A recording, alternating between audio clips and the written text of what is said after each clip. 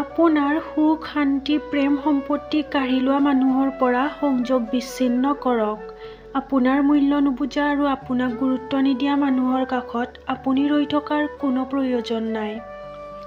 যি কথাই আমাক আনন্দ দিয়ে, যি কামে আমাক সুখ দিয়ে, আমি সেয়া কৰা উচিত, কিয়নো দিনটোৰ শেষত আমি আইনাত কেৱল নিজৰ মুখখনহে দেখিবলৈ পাওঁ। টকাৰ অভাৱত বহুত ভালপোৱাৰ বিচ্ছেদ হয়, আকৌ হাজাৰ হাজাৰ টকা খৰচ কৰিও কাৰোবাৰ মন আৰু ভালপোৱা কিনিব পৰা নাযায়।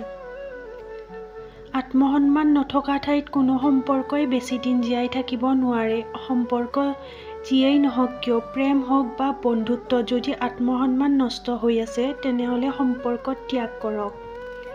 জীৱনত আমি আপোন বুলি ভবা বহুত মানুহে নিজে প্ৰমাণ কৰি দিয়ে যে তেওঁ কোনো কাৰণতে বিশ্বাস আৰু ভৰসাৰ যোগ্য নহয়।